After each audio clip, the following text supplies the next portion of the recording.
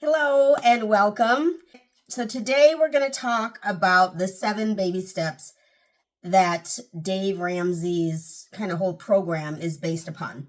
These 7 steps work for everyone. And I mentioned in my last video, it doesn't matter what gender, what race, what religion, what income, how much debt, none of that matters. The 7 baby steps work for 99.99% of people. I'm sure there's that 0.001 person that somehow doesn't work for. Everyone else it works. So that's what we're going to walk through today. So 7 baby steps. Step 1 is to save a $1,000 baby emergency fund. Now, this is not meant to, save your life in a major catastrophe. This is simply to keep some money in your pocket so that if something happens while you're getting out of debt, you can afford to pay for that something without having to use more debt. So this is like if you get a flat tire, or if you, I don't know what else. I don't know what else happens to people. I don't know. The only thing I've ever had happen is my flat tire. I had my AC go out one year, and I had to pay $100. I have a home warranty, so I had to pay $100 to have them come out and fix it. So that $100, if somehow I didn't have that in my bank, I could go into my emergency fund for that. So anything emergency related, but again, it's not meant to be a full emergency fund that you're going to keep forever and ever and ever. Amen. You need much more money in your regular emergency fund after you've gotten out of debt. So step 1, save $1,000 for an emergency fund. This money should be placed in an account that is accessible, but not easily accessible. So maybe keep it in a money market account where it takes you a day to get the money out. Well, I guess it depends on what bank you're with. Or maybe keep it in a savings account where you have to go into the bank to get it, or, make it a little bit difficult so that you're not using it when you want to go shop at Dollar General this weekend. Okay, so make it a little bit difficult to get to, but make it easy enough so that if you do actually need the money, you can get to it, easily. Okay, so that's step 1, save $1,000. Step 2, pay off all of your consumer debt. So consumer debt is, of course, credit cards. It's going to be your car payment. It's going to be medical bills if you have old medical bills. If you have any kind of bill in collections. What else? Student loans, if you have student loans. If you have a 401k loan. All of that consumer debt. That's going to be step 2. Now, step 2, of course, is the hardest step. And it usually, I believe Dave said it takes the average, what's average, who knows, but the average American between 18 and I believe he said 36, I think it's actually less than 3 years. I think it's 32 months. So this is going to be, a bit of a struggle, and it should be. And during this step 2 baby step, this is when you have to be gazelle intense. So every single extra penny that you can find or you can manage to come up with is going to go towards your debt. Your debt is going to be your smallest debt. We're going to pay off that first, and then we're going to move up the channel, smallest to largest, regardless of interest, regardless of who you owe. He does mention, though, the IRS. So if you owe the IRS, that's pretty serious, and you probably need to get them paid back ASAP, or at least be on a regular payment plan if you can't pay it off. So IRS, you get a little exception there. But smallest to largest, regardless of interest and regardless of what payment plan, that some debt company has, you want to pay the minimum payment on all debt except for the smallest debt. So if you owe $1,000 on your smallest debt and you owe $1,200 on the next debt, pay off that $1,000 one first. Even if the payment on the $1,200 one somehow is less, doesn't matter. Pay off the smallest debt first, because you get some momentum. So when you pay off that first debt, you then have that full payment is what you can then put toward the next debt in line. So you're building that snowball. You're building that bigger payment with every debt that you pay off. You're building up a bigger payment for the next debt. So it's literally a snowball effect, and it's quite effective. And it's amazing once you've paid off a couple cards, it's amazing what it feels like. Because you get that satisfaction of, aha, I did it, and I can do it again. And again, this is going to be hard because you got to be gazelle intense on this. You can't just willy-nilly, oh, I think I've got extra $20 this month. It's not like that. It's not like that. If you have a job and you're paid hourly, you're going to work overtime. If they don't allow overtime, you're going to do some side kicks. So if you have a car, maybe you drive for Uber or what are the food, DoorDash or something like that. Pick up a second job so that you can come up with more income. Maybe you start selling items on eBay. Maybe you have old clothes, not old like you're going to send them to the thrift store, but if you have designer items like designer purses or designer clothes, maybe you're selling those on eBay. When I was getting out of debt, I sold some of my purses.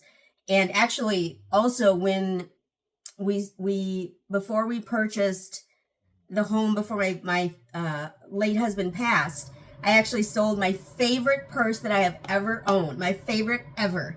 I sold it because it was worth a lot. And so I sold it to help because we needed more cash for the down payment so that we could stay out of debt as much as physically possible. So do stuff like that. Be creative. You've got money waiting for you. You just haven't found it yet. So look around your house. See if there's something you can sell. See if you have an extra 4 hours on the weekend here and there. See if you have, an extra 2 hours at night that you could do some quick DoorDash runs.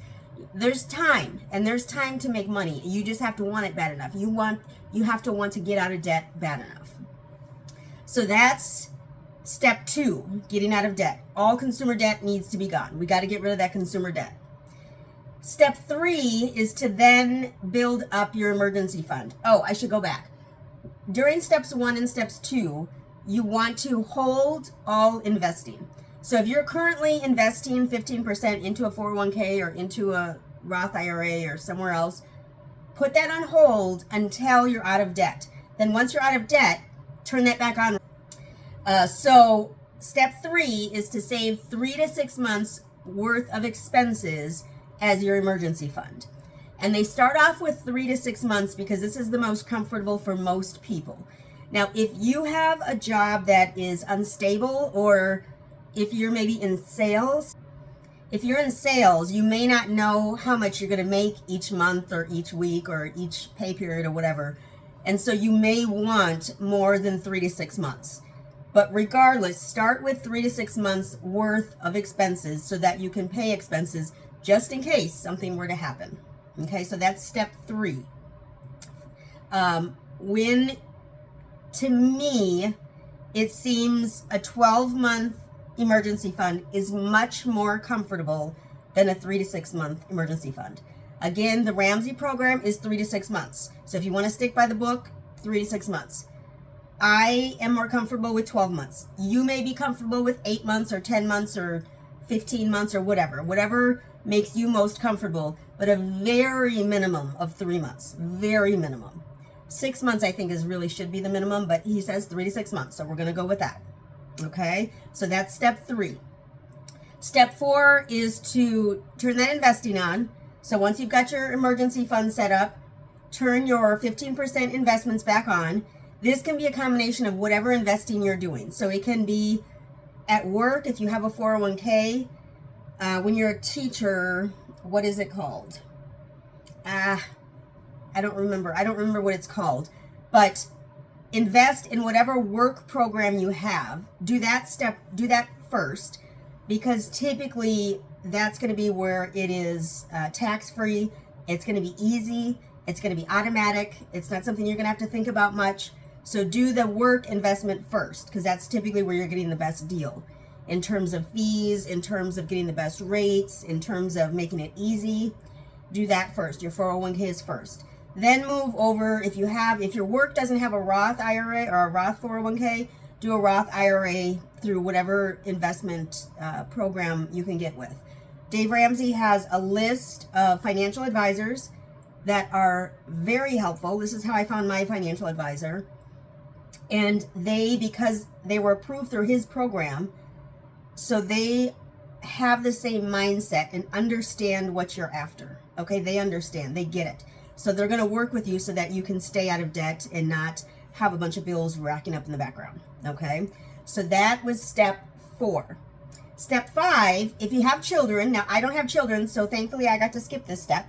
But step 5 is to save for your child's college. If you're planning on them going to college, if they're planning on going to college, any help you can give with college is good. Not all families save for college.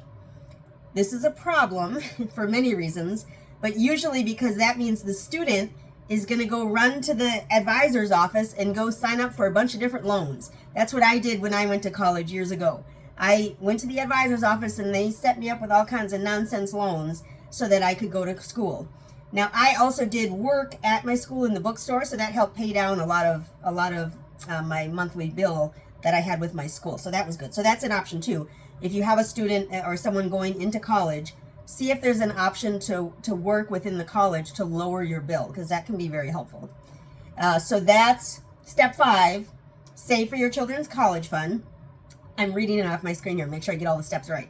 Step 6 is pay off your home early. Now this one is tough, and people want to always talk about, oh, well, the interest rate is so low that it's better to keep the mortgage and do something else. No, pay that off, because when you are paying a $2,000 mortgage or a $1,000 or a $5,000 mortgage, that is money that could be going into an investment account or into a retirement account. So you want to put your money in the most profitable place possible. Now, owning a home is a fabulous thing, because unless it's a mobile home or an RV, it's going to go up in value. That's just the way it works. Of course, there's going to be dips, just like any other investment. There's going to be dips in prices. So as long as you don't exit the deal during a low dip, for the most part, you're going to make money on your home, for the most part. Now, if you happen to buy at the very peak of the market, it's going to take you longer to get that money back up, because, of course, when there's a peak, there's also going to be a drop-off. So just keep that in mind. But you want to pay off your mortgage once you're out of debt, once you've saved for your kids' college, if you have children, and once you've got your emergency fund saved, and, obviously all your debt is gone. Pay off that house next. Get rid of that house payment. It's such a freeing, oh my God, it's a wonderful feeling. I think about it now, and I think, because I have my money going to different places, and I can't imagine now I would have to take money, or stop money from going to these different places in order to pay for a mortgage or rent, if I were to go to rent somewhere for some reason. So it's amazing when you get out of that cycle. I can't imagine. I would have no money in savings right now. I would have no money in my investments if I still had a mortgage. Oh, yes, I would. I would have a little. It just wouldn't be a lot. So pay off that mortgage as soon as you possibly can. If you are new to owning a home and you just bought your home, or you're just now thinking about buying your home, they highly recommend doing a 15-year mortgage instead of a 30-year mortgage. Everyone who gets a 30-year mortgage says, well, I'm going to do a 30-year because the payments are less and then I can just pay extra and I'll be done in 15 years. That is what you can do, yes. How many percent of people do you think actually do that? Not very many. Because I've done this before, where my late husband and I thought, well, this payment is low enough, and so we'll do the 30-year mortgage, and then we'll just pay more to pay it off early. That never happened. I'm thinking about our first home, actually our second home as well. And we had this idea in our heads, and that never turned out. It never turned out. So anyway, so pay off your home early, as early as you can, as quick as you can. Now, at this point in your debt-free journey, you don't have to maybe be as gazelle intense as you were in step 2, which is paying off all your consumer debt. But if you want to pay off your house, if you're close, if you're like 3 years away from paying it off soon, or paying it off, maybe you want to keep your gazelle intensity so that you can just hurry up and pay it off. And then there's total freedom at the end of that road. Total freedom. Now, there is burnout that happens during these steps. There is burnout because you're gazelle intense during the debt payoff period. You're usually still gazelle intense during the emergency fund period. Maybe not quite as intense, but still intense. And then while you're saving for your kids' college, that's usually where the intensity starts to kind of come down a little bit. You start to relax a little bit. But you have to determine that for yourself. If you are one who gets burned out and then just going to stop doing whatever it is you're doing just because you're burnt out, take it down a notch. Maybe take a rest even for a few months, 6 months, maybe even a year. Just do a little bit, but then turn it back up again so that you can get rid of all those bills. Just get rid of them. It's an amazing feeling. I wish you all would just get there tomorrow. I wish I could just snap my fingers from everyone in America and get rid of this $2 trillion worth of debt that we all have. It's an amazing feeling. It's an amazing feeling, and you can do it. That's the thing. People always think, oh, well, I'll never be able to pay it for a house. Well, you will if you are intelligent about where you're buying the house, what kind of house you're buying, how far away from the major city it is. Like, there's lots of different things that go into buying a home. You can do it, and you can do it and still get out of debt while after you've purchased your home. I promise you. You do not have to live in a $20,000 house in order to pay off that mortgage. You do not. I promise you don't. I promise. Okay, so that was step 6, pay off your home early. Step 7, build wealth and give.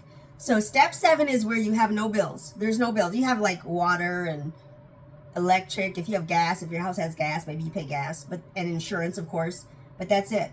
And so this is where you get to build wealth. You get to increase the amount that you're investing. You get to increase how much you're giving every month, because remember, we do want to give during all of these steps. But you can increase all of that. And maybe even you get to volunteer some time, since you no longer have to work at DoorDash to make extra money.